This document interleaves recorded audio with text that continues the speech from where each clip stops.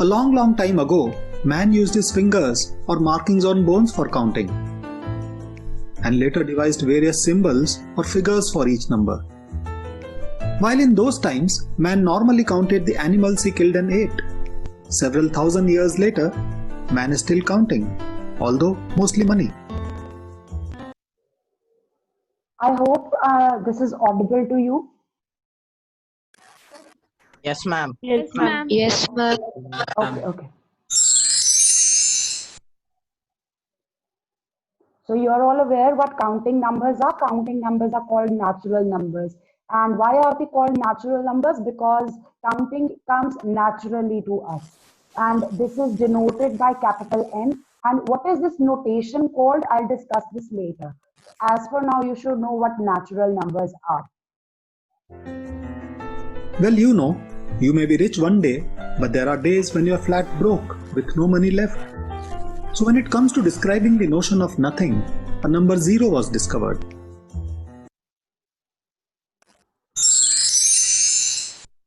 So we had counting numbers, but we required a symbol to represent nothing, and that symbol is 0. So when you combine natural numbers and 0, there is a new collection, and that new collection is called whole numbers. So usually this is what we deal with. That's the numbers we come across in daily life. But sometimes this is not true. What this means is basically हमारा काम whole numbers से चल जाता है, लेकिन कुछ situations ऐसी होती हैं जहाँ पे हमें whole numbers के अलावा कोई और numbers चाहिए होते हैं.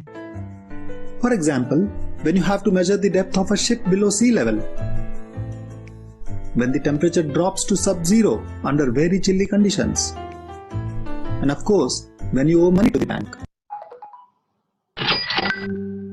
So this is what we have. There are certain situations when we need values below 0.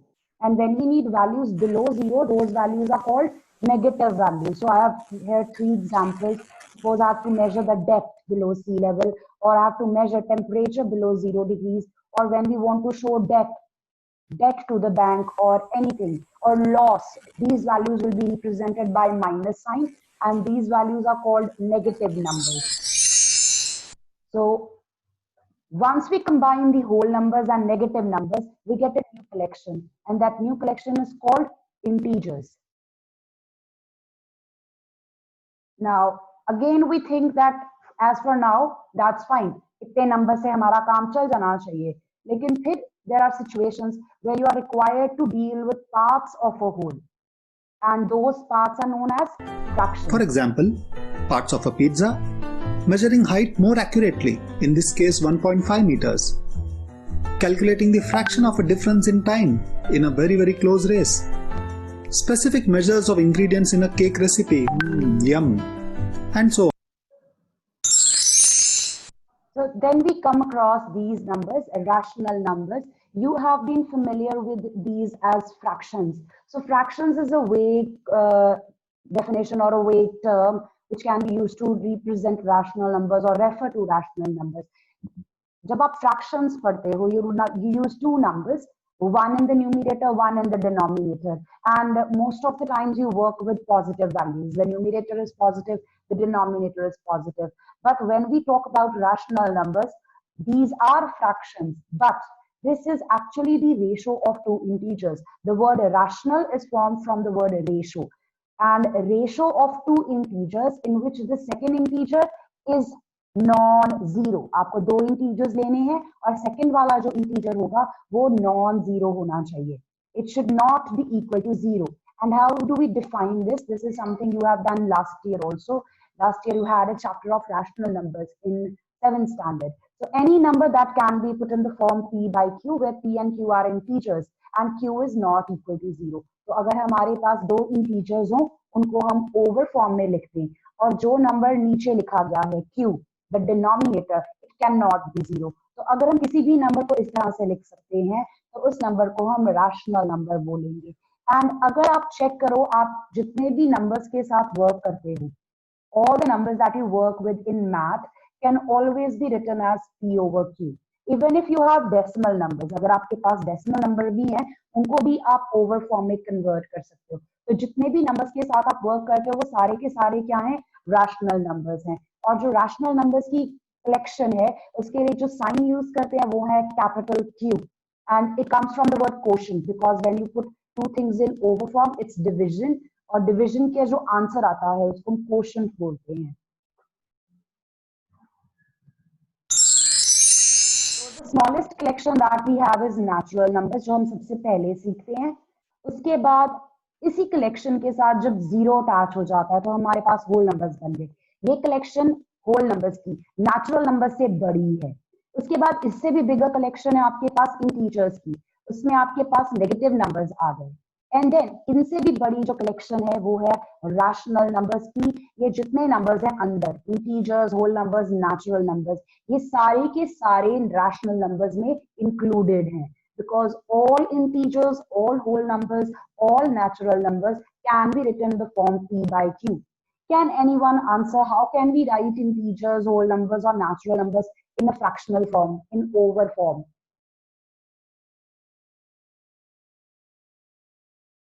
With the denominator 1.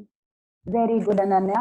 We can always put 1 in denominator for any integer, for any whole number, for any natural number. And then its appearance will change. Its value will not change, but its appearance will change and it will look like a fraction. And then we can call it a rational number. So all of these, all integers, all whole numbers, all natural numbers are rational numbers.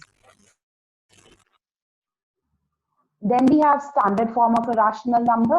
A rational number is said to be in standard form if there are two conditions.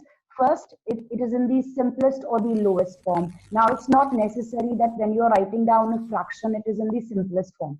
So you want to convert it into the lowest form. जितनी cutting हो या उसकी cutting कर दो. Second thing you want to check is the denominator is positive. You want the denominator to be positive. So अगर आपकी ये दोनों conditions true हैं, then you say that the rational number is in its standard form.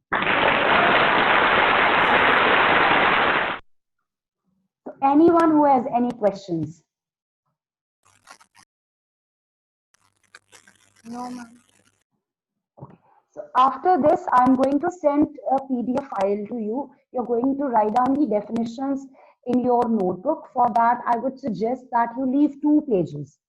Leave 2 pages for definitions of chapter number 1. Okay, ma'am.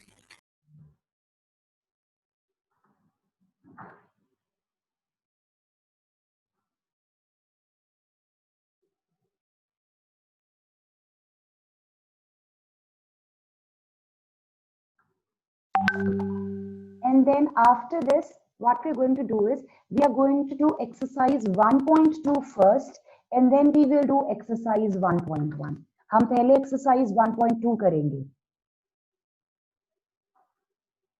So turn to page number 20. Turn to page number 20 in your books.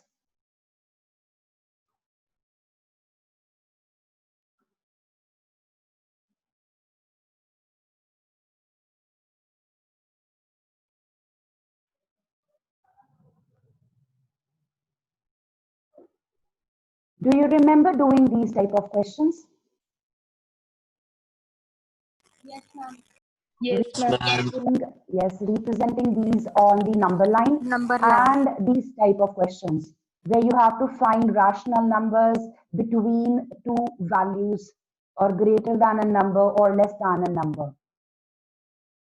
I hope you remember this. So we are going to start with question number 1 here, representing these rational numbers on the number line.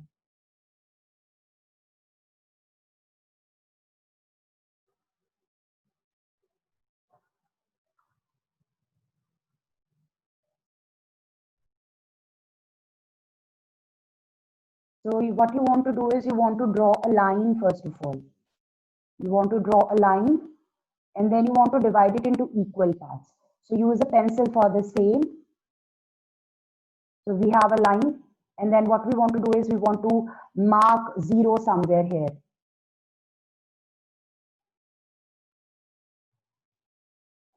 Anita बेटा definitions के लिए मैं आपको PDF file भेज दूंगी, आप PDF file से definitions note down कर लोगे. Okay Okay, ma'am. So as for now, we are going to start with this. So you draw a line first of all, and on your line you mark 0. Now there are two ways to show this. So I'm going with the easier one. So what we want to do is we want to divide our line into equal parts. So you can put signs 1 centimeter apart. So use your ruler and mark divisions which are 1 centimeter apart. So you have values towards the right side. The values on the right will be positive. From 0 towards the right, we have these values. So I'm just going to write down a few. You can write as many as you want. And same thing on the left. Towards the left, I have negative integers. So I'm going to mark negative values over here. And after I have shown integers on the number line, the next step is to convert these integers into rational form.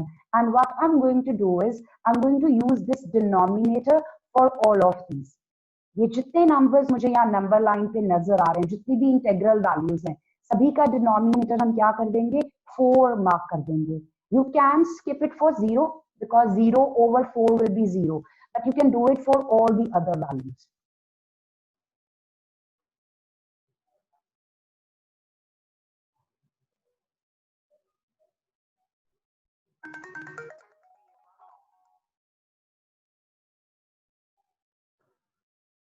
And once you've done this, then we have our final step. What we want to do is wherever your fractions get simplified and give an integer. Now remember, this is the condition. वो वाली fractions को simplify करना है जिनका simplified answer integer बनता है.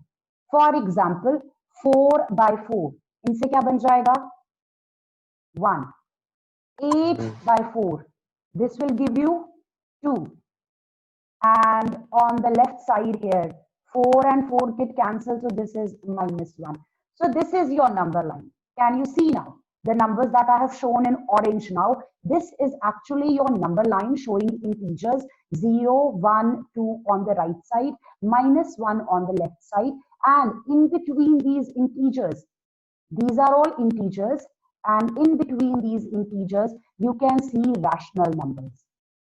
0 और 1 के बीच में कुछ रैशनल नंबर्स हैं, 1 और 2 के बीच में कुछ रैशनल नंबर्स हैं. इधर लेफ्ट साइड पे अगर हम देखें तो 0 और -1 के बीच में कुछ रैशनल नंबर्स हैं. And the rational number that I want to mark on the number line is 7 by 4. Can you see it anywhere on the number line? Between 1 and 2. Ma'am, before Between 1 and 2? 2 by 1. Yeah, that's right. So I'm just going to mark it. You usually encircle it. So I will suggest that you don't encircle it. Mark its position. Gurpita, beta, your microphone is on. So what you want to do is you want to mark the position of this rational number with a point and give this point a name. Number line, the line is formed with the help of points. So mark this point, give it a name, and then write down A is representing 7 by 4. I hope it's clear. Yes, ma'am. Yeah, we will continue next week. Okay.